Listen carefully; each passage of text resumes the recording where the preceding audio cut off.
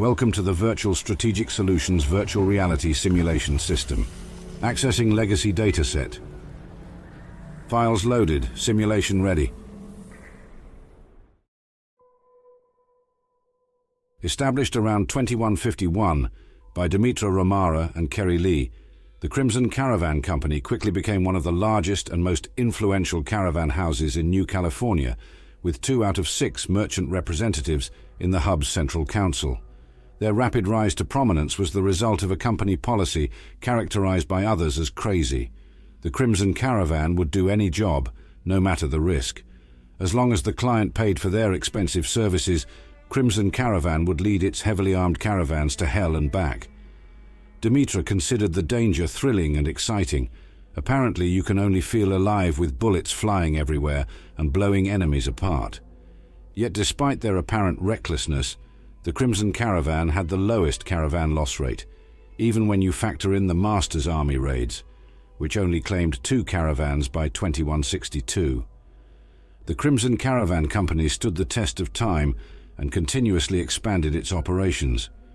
With the formation of the new California Republic, it became one of the key drivers of its economy, establishing new trade routes and broadening its reach.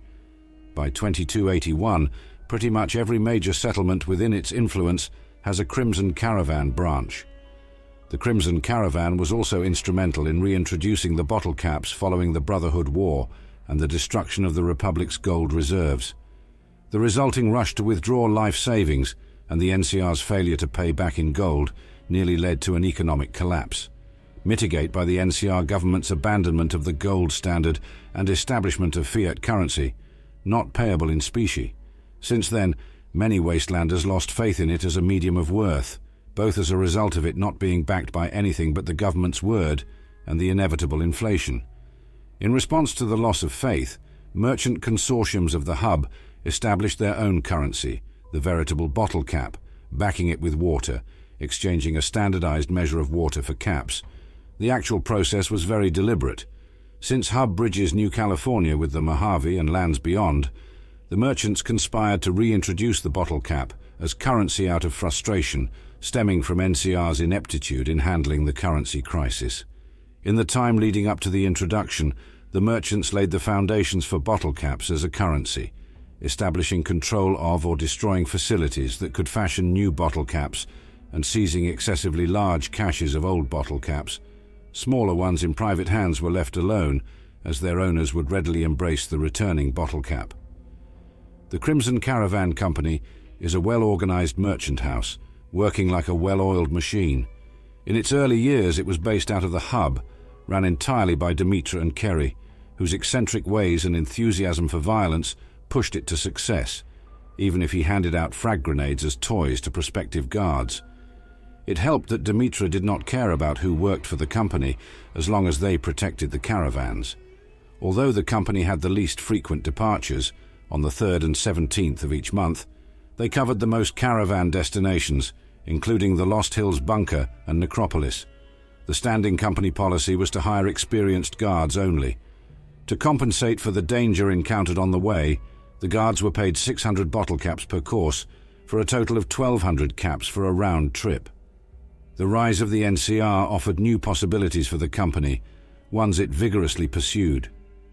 Its efforts to expand its economic influence also helped the Republic develop. Crimson Caravan modified its operations, with hubs serving as headquarters and local company branches opening in major markets, pretty much all larger towns in California and the Mojave. The new structure also allowed the company to attract wealthy investors who would provide the capital necessary to expand their operations. One such major investor was the Jameson family of Redding. An unexpected side effect was that the family could pressure the head executive into posting a family member, Henry Jameson, to the position of CEO in New Vegas. By 2281, the branch was effectively driven to the ground, as the manager was less interested in company affairs and more in the affairs of casinos. More specifically, gambling and prostitutes. The underperforming nature of the New Vegas branch exemplifies an interesting element of the company's structure. If a branch fails to perform, the manager, Alice McLafferty in this case, can take over operations to straighten out the business. Another feature of the organization is its use of work contracts, a result of the re-emergence of wage labor in the preceding decades. Employees of the Crimson Caravan Company are hired for a specific duration, during which they are provided with food, water, living quarters, and other amenities in exchange for their labor. Their wages are withheld until their contract ends. The employees are informed in advance of the contract's nature, including the fact that leaving before the contract ends will result in forfeiture of wages. On the bright side, the company always pays up. However, non-compete clauses tend to be pretty rigid, and even after an employee completes his stint with the company, they might prevent them from finding employment elsewhere. As a major caravan house, Crimson Caravan finds itself in natural competition with other trading ventures, such as the Fargo traders and the water merchants in 2161. The companies sabotage and undermine each other constantly, but keep it low-key and rarely attack each other outright. The expansion and development of the NCR and the Crimson Caravan Company yielded a contract between the two, in which the Crimson Caravan supplies the most military-grade weaponry and many other pieces of equipment. However, this lucrative partnership also resulted in the caravan's list of competitors becoming considerably larger. By 2281, it included the largest ordnance manufacturing syndicate in the wastelands, the Gunrunners, the Mormon traders of New Canaan, controlling the northern trade routes, and Mojave trading outfits such as Cassidy Caravans.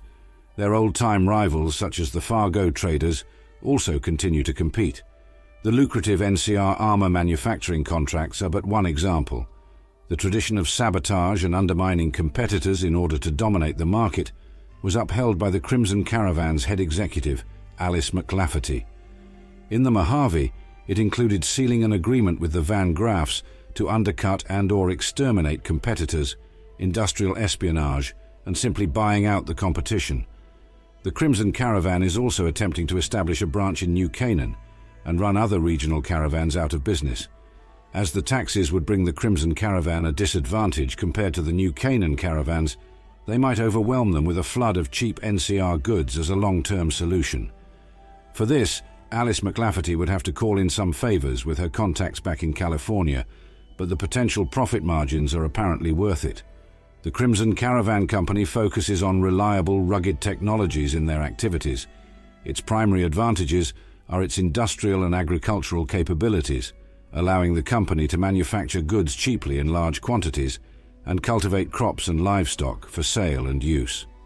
The venerable Brahmin are the most important asset, as they act as beasts of burden capable of carrying large amounts of goods large distances. Whether they are pulling carts made from trucks or carrying packs on their backs, the Brahmin were the key to the company's success ever since its foundation in 2151. The accompanying caravaneers typically wear light leather armor or a variety of civilian outfits, such as caravaneer outfit, field hand outfit, or prospector outfit. For combat, they utilize everything from knives and brass knuckles to more sophisticated firearms like the caravan shotgun, varmint rifle or .357 Magnum revolver. Personal protection uses cheap and reliable tools. The typical Crimson Caravaneer wears leather armor and carries rugged, reliable firearms for personal protection, such as lever-action shotguns and caravan shotguns. When not out in the field, caravaneers will opt for lighter, more practical outfits, like the aptly named caravaneer outfit. In dangerous regions, the company will usually break apart its caravans into several smaller bands. The reduced efficiency is offset by not losing all of the merchandise should a caravan get hit by raiders or worse. Alice McLafferty is the former manager of the Crimson Caravan headquarters in the Hub and current manager of the New Vegas branch in 2281. McLafferty is a shrewd businesswoman who runs all her day-to-day activities with utmost efficiency and a degree of ruthlessness, but still maintains the loyalty and respect among them for her competency. Business-minded, Alice McLafferty has been a driving force in making the Crimson Caravan Company the most successful merchant house to come out of New California. Normally, McLafferty would be managing main operations of the CCC in the Hub, but as the New Vegas branch had been underperforming lately thanks to the incompetency of Henry Jameson, who she had assigned thanks to pressure from his family, so she relocated herself to fix her own mistake. Other than running the New Vegas branch of the CCCC, McLafferty has struck up a deal with rival merchant house the Van Graffs to eliminate smaller competition, like Cassidy Caravans, and bleed resources from larger merchant houses like the Gun Runners. Outside of the CCC, McLafferty also does work in the political sector of the NCR to gain favor with the Republic and to propose tariffs on rival merchant houses. Simulation completed. Please exit the pod or have a technician select another file.